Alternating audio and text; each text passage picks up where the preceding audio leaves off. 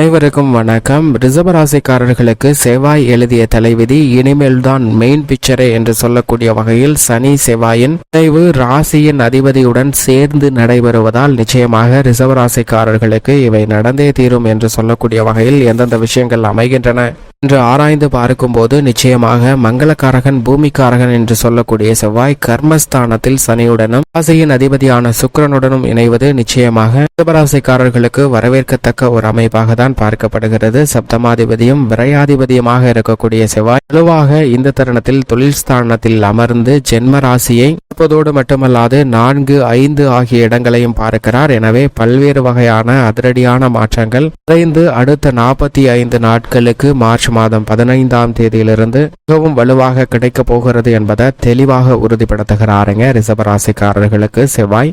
பொதுவாக செவ்வாயை பொறுத்த வரைக்கும் நவ கிரகங்களிலே மிக வலிமை வாய்ந்த கிரகங்கள்ல மிக முக்கியமானவராக நிச்சயமாக செவ்வாய் பார்க்கப்படுகிறார். ஏனென்றால் செவ்வாயின் ஆதிக்கம் நிறைந்திருக்கும் போது தங்களுடைய வாழ்வில் அபரிவிதமான உத்வேகமும் ஆற்றலும் அதீதமாக ஏற்படும். திருமணம் உள்ளிட்ட பல்வேறு விதமான சுப நிகழ்வுகள்ல தாக்கத்தை ஏற்படுத்தி கொடுக்கக்கூடிய சக்தியும் வல்லமையும் குரு சனியை விட நிச்சயமாக செவ்வாய்க்கு உண்டு என்பதுதான் யதார்த்தமான உண்மையாக பார்க்கப்படுகிறது. இது மட்டுமல்லாது நவகிரகங்களிலே குரு சனிக்கு அடுத்தபடியாக சிறப்பு பார்வை உண்டு என்றால் அது நிச்சயமாக செவ்வாய்க்கு மட்டும்தான். செவ்வாயை தவிர மற்ற எந்த கிரக நிலைகளுக்கும் சிறப்பு பார்வை கிடையாது. ஏனென்றால் செவ்வாய் 4, 7, 8 ஆகிய இடங்களை பார்க்கிறாருங்க. தற்போது மிகவும் வலுவாக உச்சம் பெற்று சஞ்சரித்த செவ்வாய் மார்ச் 14ஆம் தேதிக்கு பிறகு சனியுடன் இணைந்து கும்ப ராசியில் சஞ்சரிக்க போகிறார். இதுவரை மகர ராசியில் உச்சம் பெற்று சஞ்சரித்த மங்களக்காரகன் பூமிக்காரகன் சகோதரக்காரகன்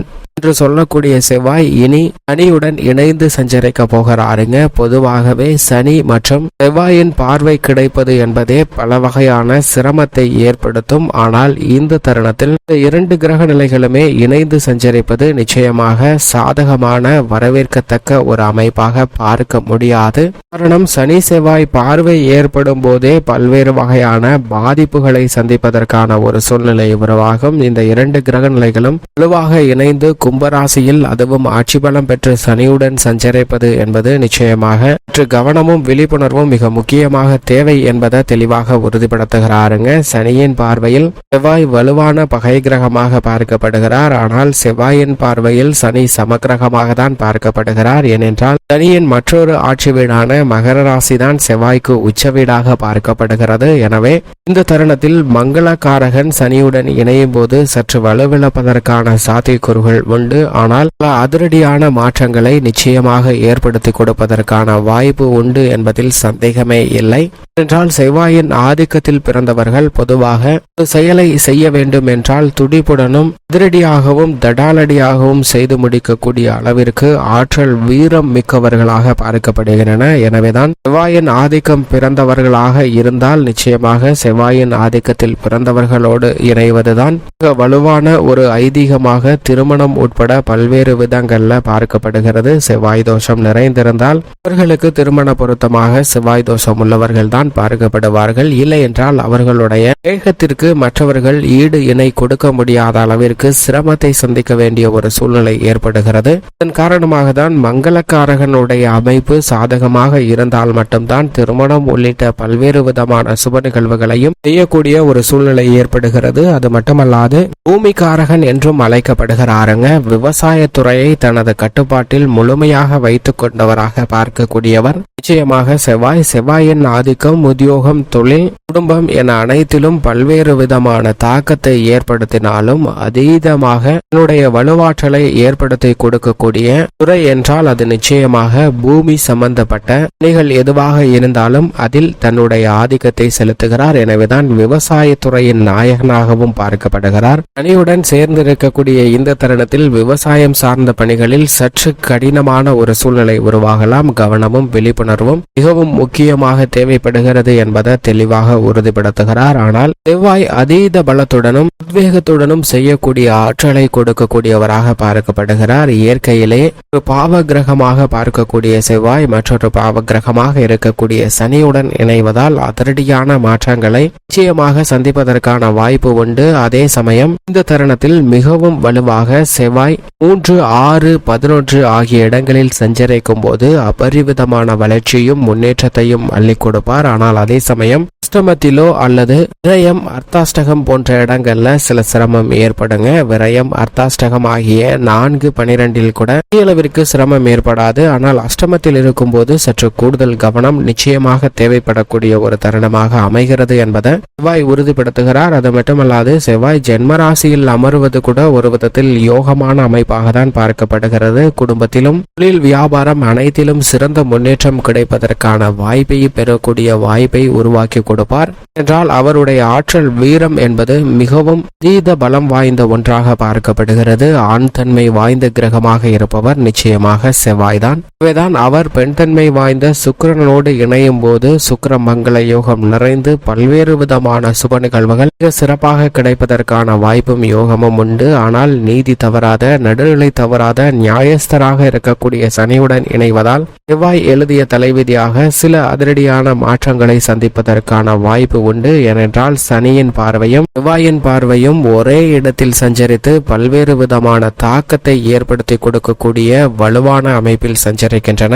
இதுதான் அதற்கு மிக முக்கியமான காரணமாக பார்க்கப்படுகிறது. செவ்வாயின் ஆதிக்கம் நிறைந்திருக்கும் போது காவல்துறை, இராணுவம், மருத்துவத்துறை என அனைத்திலும் தலை சிறந்து விளங்குவதற்கான யோகமும் இந்த தருணத்தில் அதற்கான வாய்ப்புகள் நிறைந்து கிடைக்கக்கூடிய யோகம் உருவாகிறது. இதிலும் ரியல் எஸ்டேட் துறை உட்பட பல்வேறு துறைகள்ல அசூர வளர்ச்சி பெறுவதற்கான யோகத்தை பூமிக்காரகன் நிச்சயமாக சனியுடன் இணைந்தாலும் ஏற்படுத்தி கொடுப்பார் என்பதில் சந்தேகமே இல்லை. செவ்வாய்க்கு நட்பு கிரகமாக குரு, சூரியன், சந்திரன் போன்ற கிரகநிலைகளும் சமகிரகமாக சனி, சுக்கிரன், புதன் போன்ற கிரகநிலைகளும் உள்ளன. கை கிரகமாக ராகு, கேது பார்க்கப்படுகிறது. இந்த தருணத்தில் சமபலம் வாய்ந்த சனியுடன் செவ்வாய் இணைந்தாலும் கூட செவ்வாயை சனி கை கிரகமாக தான் பார்க்கிறார். எனவே அதிரடியான மாற்றங்களாக செவ்வாய் எழுதிய தலைவிதியாக அமைவதற்கான வாய்ப்பு உருவாகிறது. இப்படி செவ்வாயின் அமைப்பு இருக்க பல்வேறு விதமான பணிகள்ல எப்பேற்பட்ட தாக்கத்தை ஏற்படுத்துகிறார் என்று பார்க்கும்போது ரிஷபராசிக்காரர்களின் குடும்ப சூழ்நிலையை பொறுத்த வரைக்கும் வலுவாக செவ்வாய் 10ஆம் இடமாகிய கர்மஸ்தானத்தில் அமர்ந்து சுகஸ்தானமாகிய 4ஐயும் பார்க்கிறாருங்க. எனவே இந்த தருணத்தில் பல்வேறு வகையான சுப நிகழ்வுகள் நிச்சயமாக நடைபெறும். ஜென்மராசிக்கு செவ்வாயின் பார்வை கிடைப்பது நிச்சயமாக புதிதாக நிலம், அசையும் அசையா சொத்துக்கள் வாங்குவதற்கான யோகம் உண்டு என்பதை தெளிவாக உறுதிப்படுத்துகிறாருங்க. 5ஆம் இடத்தில் செவ்வாயின் பார்வை பதிவதால் பூர்வீக சொத்துக்கள் ரீதியான பல பிரச்சனைகள் விலகக்கூடிய ஒரு தருணமாக பார்க்க என்றால் 5ஆம் இடத்தில் மிக வலுவாக செவ்வாயின் பார்வை பதிகிறது. ஆனால் அதே சமயம் 4ஆம் இடத்தில் சனி, ராசியின் அதிபதியான சுக்கிரன், செவ்வாய் போன்ற 3 கிரக நிலைகளும் சப்தம பார்வையால் வலுப்படுத்துவதால் இல்லத்தில் நிச்சயமாக திருமணம் உள்ளிட்ட பல்வேறு வகையான சுப நிகழ்வுகள் மிக சிறப்பாக நடைபெறும். எதை செய்தாலும் தன்னம்பிக்கையுடன் எடுத்து வைக்கக்கூடிய யோகம் நிறைந்த ஒரு தருணமாக பார்க்கப்படுகிறது. சனி ஆட்சி பலம் பெற்று சஞ்சரிக்கக்கூடிய இந்த வேளையில் கர்மஸ்தானத்தில், தொழில் ஸ்தானத்தில் அமர்ந்திருப்பதால் உத்தியோகம், தொழில் ரீதியான பணிகளில்